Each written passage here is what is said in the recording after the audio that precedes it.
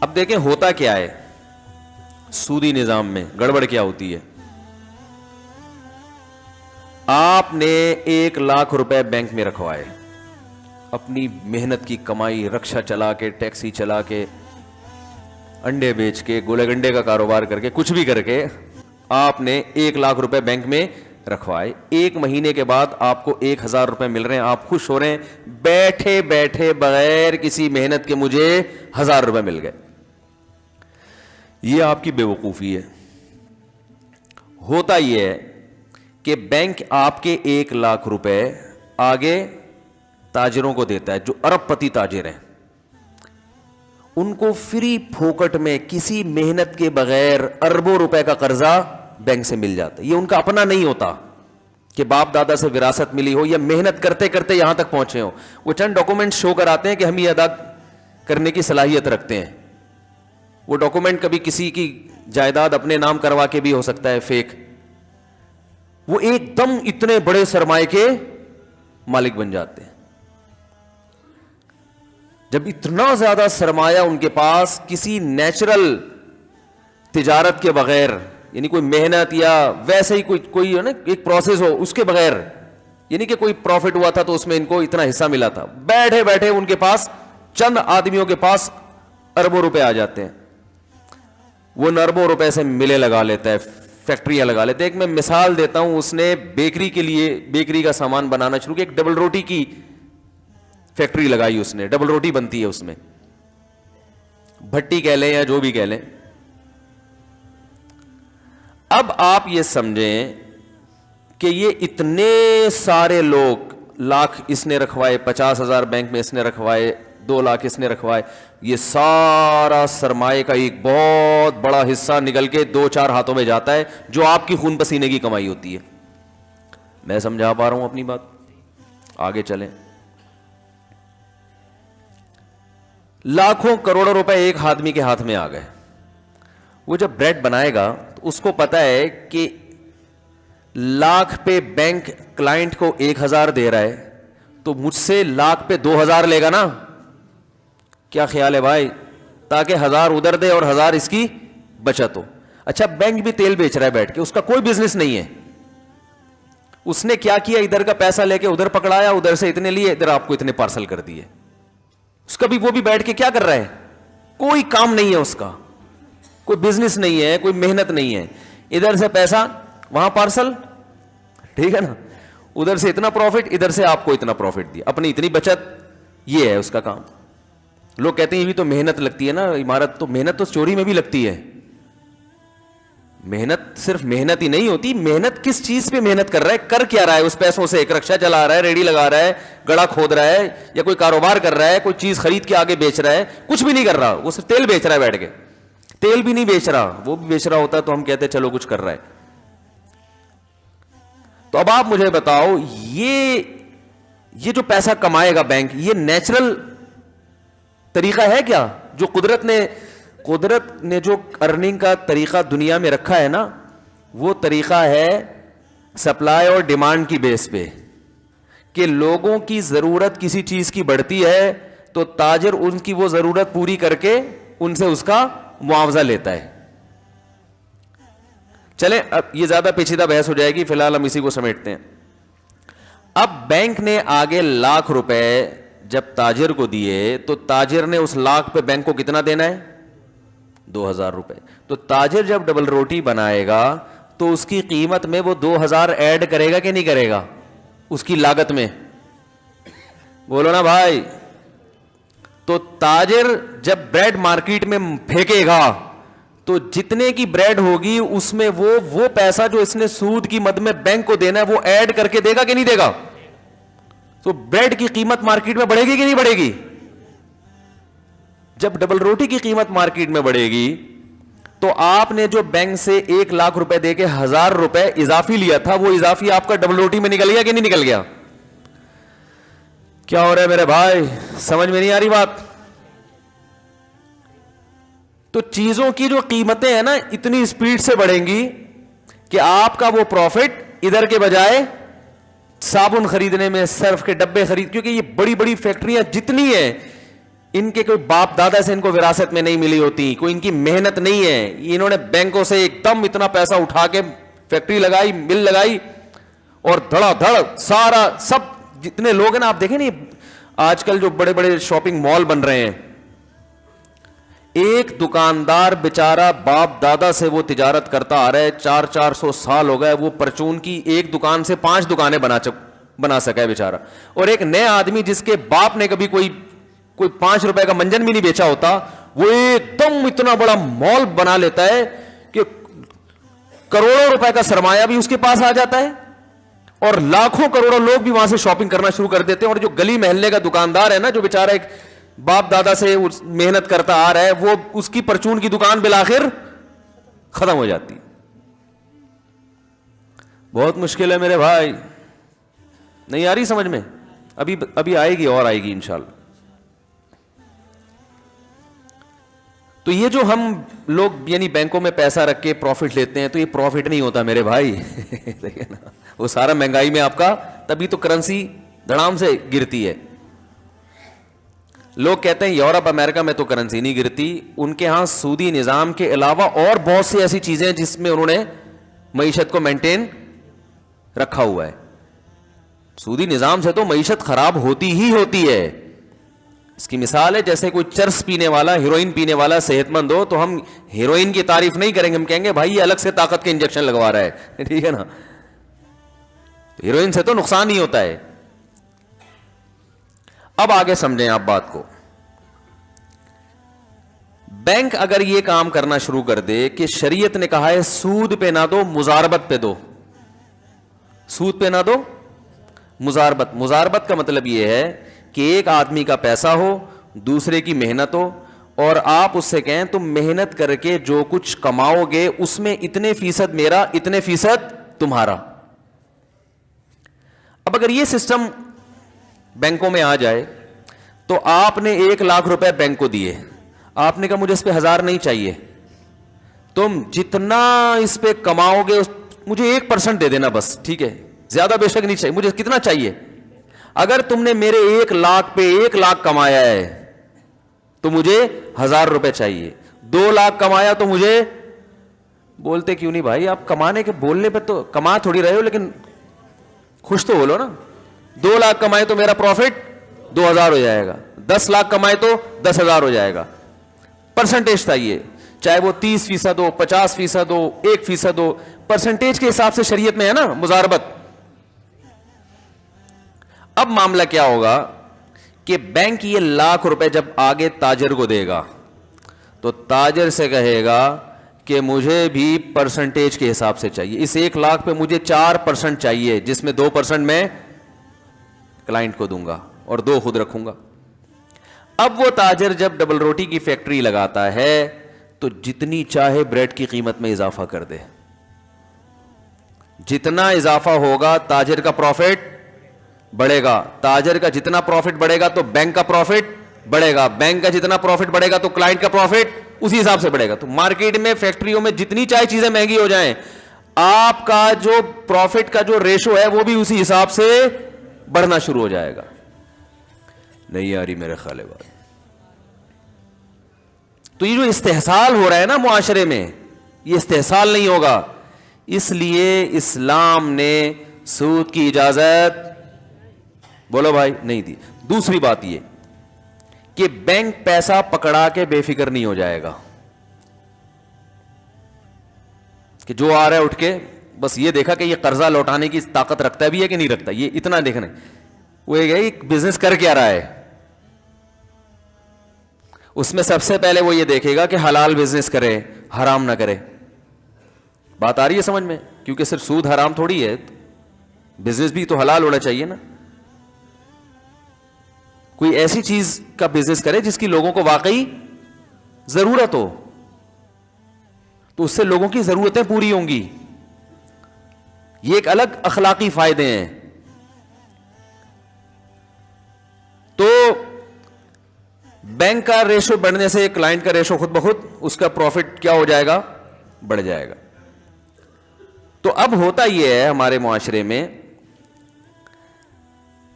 کہ وہ پیسہ سمٹتے, ہاں ایک اور کام یہ ہوتا ہے کہ حقیقی معنوں میں تجارت ہوگی. بینک نا وہ ڈر لگا رہے گا اس کو کہ میں پیسے دے رہا ہوں کہیں بزنس میں لاس نہ ہو جائے, ٹھیک ہے نا.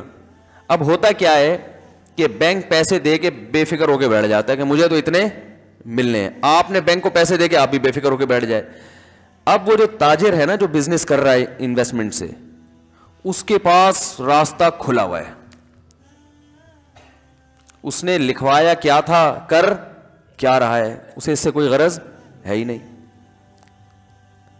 اس کے بھی نقصان کا اندیشہ ہے, بسا اوقات اس کو فائدے کے بجائے نقصان. دنیا میں کوئی ایسی تجارت نہیں ہے جس پہ کوئی ایسا ٹھپا لگا دے کہ لاس کا چانس سرے سے ہے ہی نہیں. اسٹاک ایکسچینج میں آپ دیکھیں نا کیسی خبریں آ رہی ہوتی ہیں, شیئرز کی قیمت بڑھ رہی ہے, سارے دنیا اٹھا کے اپنا پیسہ اسٹاک ایکسچینج میں ڈالتی ہے, دھڑام سے وہ مارکیٹیں کا دیوالیہ ہونا شروع ہو جاتا ہے. یہ تو ہو رہا ہے. بحریہ ٹاؤن کے ساتھ دیکھ لیں کیا ہوا, ایک دم ہر آدمی بحریہ ٹاؤن بحریہ ٹاؤن بحریہ ٹاؤن.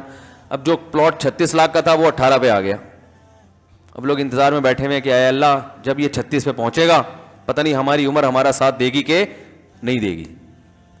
یہ تو ہے, لازمی ہے. یہ تو اللہ تعالیٰ تو قرآن میں فرماتے ہیں یبسط الرزق لمن یشاء ویقدر, جس کے لیے چاہوں گا رزق بڑھا دوں گا, جس کے لیے چاہوں گا تنگ کر دوں گا. آپ نے ایک چیز کو پیسہ بڑھانے کا ذریعہ سمجھا, اسی چیز کو اللہ پیسہ گھٹانے کا ذریعہ بنا دے گا. کتنی تجارتیں دنیا میں آئی ہیں, لوگوں نے کہا ہم ارب پتی بن جائیں گے, وہی تجارتیں لوگوں کو روڈ پہ لانے کا سبب بنی. پہلے تو کھا رہے تھے کچھ, اس سے بھی گئے. تو دنیا کا اصول ہے. تو اس تاجر کا نقصان کیا ہے کہ جب وہ اربوں روپے کا سرمایہ لے کے کوئی فیکٹری لگاتا ہے, مل لگاتا ہے, اور اس کا ہو گیا نقصان, اس کے پاس دینے کی طاقت نہیں ہوتی, اس کے پاس بھاگنے کے علاوہ کوئی آپشن نہیں. وہ کہاں سے دے گا, ناممکن ہے, کیونکہ اس کے باپ کا پیسہ تھوڑی لگا ہوا ہے اس میں. اپنا پیسہ ڈوب جائے انسان بھاگتا نہیں ہے. سمجھ میں آ رہی ہے بات؟ بھاگے گا کیوں بھائی وہ؟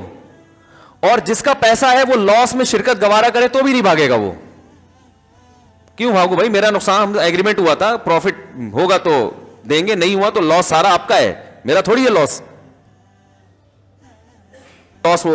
وہی وہ نقصان اس لیے نہیں ہوتا عمومی کہ وہ بھی پیسہ دینے سے پہلے کروڑ 100 دفعہ سوچے گا. وہ ذرا بھی اس کو خطرہ ہوگا یہ بندہ کرپٹ ہے, گڑبڑ ہے, تو اس سے ایماندار لوگ مارکیٹ میں آئیں گے. بہت یعنی ایک نیچرل تجارت ہوگی. پیسوں کی جو سرکولیٹ کرے گا وہ نیچرل انداز میں کرے گا, قدرتی انداز میں کرے گا. سمجھ میں آ رہی ہے بات کہ نہیں آ رہی ہے؟ تو اب کیا ہو رہا ہے آپ, اچھا ایک اہم بات یہ بھی ہے کہ جب آپ بینک سے قرضہ لیں گے تو آپ کو یہ ثابت کرنا پڑے گا کہ میں کیوں لے رہا ہوں. دیکھو اسلامک بینکوں میں اور جو کمرشل بینک ہے نا اس میں بڑا فرق کیا ہے. آپ کسی اسلامک بینک میں جائیں نا قرضہ لینے کے لیے, بینک کبھی بھی نہیں دے گا آپ کو. آپ میزان بینک چلے جائیں, بینک اسلامی چلے جائیں, آپ پوچھیں بھائی مجھے پیسہ چاہیے, کہے گا کیا کرنا ہے. آپ یہ کہہ سکتے ہو کہ آپ کو اس سے کیا غرض ہے, کیا کرنا ہے. سودی بینک میں آپ یہ بتانے کے مکلف نہیں ہے. آپ کہیں مجھے قرضہ چاہیے, آپ یہ شورٹی لیں کہ میں قرضہ واپس کر سکتا ہوں. کس کام کے لیے چاہیے, اس سے آپ کو غرض کیا ہے. تو اس سے جو پیسوں کی رولنگ ہوگی وہ اسراف میں آئے گی کہ نہیں آئے گی. لیکن جب آپ کسی اسلامک بینک میں جاتے ہیں, آپ کہتے ہیں مجھے 20 لاکھ روپے چاہیے, بینک کہے گا کیا کرنا ہے آپ نے. آپ کو یہ ڈیفائن کرنا پڑے گا کہ میں نے کرنا, آپ کہیں گے میں نے گھر بنانا ہے, بینک کہے گا ٹھیک ہے, کہاں گھر خریدنا ہے, لوکیشن کیا ہے, کیسا گھر ہے وہ آپ ہمیں بتائیں. جب آپ بتائیں گے یہ گھر ہے, یہ محلے وقوع ہے, یہ اس کی تصویریں ہیں, بینک کہے گا ٹھیک ہے 80% میں خرید رہا ہوں, 20% آپ انویسٹ کریں. دونوں مل کے خریدتے ہیں, آدھے سے زیادہ میرا ہوگا اور باقی کس کا. یہ تجارت ہو رہی ہے نا. پھر بینک وہ گھر خرید کے شرکت متناقصہ کی بیس پہ آپ کو فروخت کرنا شروع کرے گا. ہر مہینے اس کا کرایہ اتنا آئے گا اور اتنے یونٹ بنا دیے, ہر مہینے آپ وہ یونٹ خریدتے رہیں ہم سے. جب پورے یونٹ, جتنے یونٹ آپ خریدتے رہیں گے کرایہ کم ہوتا رہے گا, کیونکہ آپ اتنے فیصد مالک بنتے چلے جا رہے ہیں. بات آ رہی ہے سمجھ میں؟ اور جب سارے یونٹ آپ خرید لیں گے تو پورا آپ کا ہو گیا. تو جتنی جلدی آپ یونٹ خریدیں گے اتنا کرایہ کم ہوتا چلا ہے, کیونکہ آپ اس کے مالک بنتے چلے. یہ تجارت ہے, یہ بزنس ہے. اس میں کیا ہو رہا ہے کہ ایسٹس وجود میں آ رہے ہیں, रकम बिला वजह सर्कुलेट नहीं कर रही मार्केट में। अब अगर आपको पैसा मिला तो घर ले लिया ना आपने, अब दिवालिया नहीं हो सकता, घर तो मौजूद है ना। अरे भाई क्या हो गया, ना बैंक का नुकसान होगा ना आपका नुकसान होगा। आप अगर किस्तें अदा करने से आजिज आ गए, आप बोले भाई अल्लाह का वास्ता मुझे माफ कर दो, उस वक्त तो मैंने सोच लिया था बहरिया टाउन में बंगला खरीदूं, मेरे अंदर किस्तों की ताकत नहीं है। बैंक कहेगा कोई बात नहीं है, आपके अंदर मजीद किस्त अदा करने की ताकत नहीं है, इतने फीसद तो घर हमारा है, इतने फीसद तो वैसे ही आपका हो चुका है, मिल इसको बेच देते हैं, घर मौजूद है ना, घर थोड़ी भागेगा भाई। पुलिस बुलवानी पड़ेगी, सही बता रहा हूं, अब मैं समझाने के लिए पुलिस बुलवानी पड़ेगी। तो घर लेके कहां भागेगा वो, है भाई भाग सकता है। तो भाई ये इतने फीसद हमारा है, इतने फीसद आपका, आप किस्तें अदा नहीं कर सकते, कोई बात नहीं, तो इतने फीसद तो बहरहाल आप खरीद चुके हैं हमसे, जितनी किस्तें अदा की वो उतने परसेंट घर आपका हो गया। अब इसको बेच देते हैं, बैंक ये कहेगा भाई मेरे किसी काम का नहीं, हमारी कोई मामू पुमानी है नहीं जिन्होंने यहां रहना है। ये भी मुमकिन है बैंक का मैनेजर खुद खरीद ले वो, ये भी मुमकिन है वो कहे भाई इसको फरोख्त करते हैं, जितने परसेंट आपका हिस्सा है वो आपको पैसे पकड़ा के बाकी हम अपनी रकम बचा लेते हैं, और जो रेंट आप हमें देते रहे वो हमारा प्रॉफिट हो गया। कोई ऐसा, ये वही हो रहा है जो नेचुरल एक तिजारत में होता है। समझ में आ रही है कि नहीं आ रही है? ये चीज लोगों को खलती है, ये चीज यहूदियों को खलती है, समझ रहे हैं ना। आपको घर नहीं चाहिए, आपको गाड़ी चाहिए, गाड़ी में भी यही किया जाता है। आप कहते हो भाई मेरी शुगर मिल है, मैंने फैक्ट्री से गन्ना उठाना है। क्या उठाना है? गन्ना उठाना है, और चीनी बनानी है, तो गन्ना उठाने के पैसे मेरे पास नहीं है। आप बैंक के पास आए, आपने कहा मुझे 1 करोड़ रुपए कर्जा चाहिए। बैंक कहेगा क्यों चाहिए? आपको वैसे ही चाहिए। बैंक आपको, जो इस्लामी बैंक है, नहीं देगा। भाई क्यों चाहिए? भाई मसला यह है कि मेरी शुगर मिल है, मुझे गन्ना चाहिए। ये शुक्र है, अल्लाह का बहुत बड़ा फजल है कि चीनी में अभी गन्ना डल रहा है, यानी गन्ने से बन रही है। वरना टोमेटो केचप के बारे में वो इंडिया ने कहा था ना कि हम टमाटर बंद कर देंगे, तो यहां से एक बयान किया कि हमारे यहां तो टोमेटो केचप में टमाटर नहीं डलता, आप टमाटर बंद करके क्या करोगे? हम तो ऐसा हर चीज का ऑल्टरनेट तलाश करते हैं। तो गन्ना चाहिए भाई, पैसे नहीं है, तो बैंक ये कहेगा कि गन्ना हम आपको खरीद के किस्तों पे महंगे दामों बेच देंगे। हमारा बंदा जाएगा, या आप थोड़ी देर के लिए हमारी तरफ से वकील बन जाएं, हमारे नुमाइंदे बन के खरीद लें, कब्जे में लेकर आए, हवाई बह नहीं होगी, वो कब्जे में लेकर आएंगे हम। जब हमारे कब्जे में आ जाएगा तो हम वो आपको अपना प्रॉफिट रख के बेच देंगे। वो प्रॉफिट, वो किस्तें आप हमें अदा करते रहें। तो अब क्या हुआ कि शुगर मिल चलाने वाले के पास गन्ना तो आ गया ना, अब कहां भागेगा वो? अब उसका लॉस, ऐसा लॉस नहीं हो सकता कि कुछ है ही नहीं और करोड़ों रुपए डूब गए उसके, ये नहीं हो सकता। समझ रहे हैं कि नहीं समझ रहे? अब अगर वो क्या करेगा कि जैसे आपने गाड़ी खरीदी या कोई चीज खरीदी, अब आप किस्तें अदा करने से आजिज हो, सूदी बैंक क्या करते हैं कि आपकी किस्तें भी गई और गाड़ी भी गई। ऐसा ही होता है ना। इस्लाम इसकी इजाजत नहीं देता भाई। आपने जो उससे पैसे लिए हैं वो तो आपको वापस करने, आप गाड़ी भी ले रहे हो और पैसे भी लो, ये कैसे हो सकता है? समझ रहे हैं सूदी निजाम में और इसमें फर्क? इस्लाम ये कहता है जब आपने किसी को किस्तों पे चीज बेची है, आपने चीज हैंड ओवर कर दी, अब वो किस्तें अदा नहीं कर रहा है, तो जितनी किस्तें वो दे चुका है उससे इजाफी आप पुलिस के जरिए, डाकू के जरिए, किसी भी महल्ले के दादा के जरिए निकलवा सकते हैं। उसकी चीज जब्त भी इस माना में कर सकते हैं कि किस्तें पूरी करो तो हम चीज हैंड ओवर करेंगे, लेकिन उसकी चीज आप अपनी मिल्कियत में दाखिल नहीं कर सकते, वो उसकी हो चुकी है। बात आ रही है समझ में? हाँ, ये हो सकता है कि वो कहे भाई मेरे अंदर अब ये सलाहियत नहीं है किस्तें अदा करने की, ये गाड़ी लेके बेच दो, जो आपका लॉस हुआ है वो इससे पूरा करो, बाकी मेरी किस्तें वापस करो, इसकी इजाजत है। ला तज़लिमूना वला तुज़लमून। जब माली मामलात खत्म किए जाते हैं तो अल्लाह फरमाते हैं इस तरह से खत्म किए जाएंगे कि दोनों फरीकों में किसी पे भी जुल्म ना हो। तो मैं जल्दी से अपनी बात की तरफ आता हूं। तो एक सिस्टम है सूदी, जिसने पूरा पैसा जो है ना, ये जो बड़े बड़े मॉल बन रहे हैं, क्या हो रहा है یہ کیا یعنی آپ خود سوچو, یہ معیشت کی صحیح تقسیم تھوڑی ہو رہی ہے.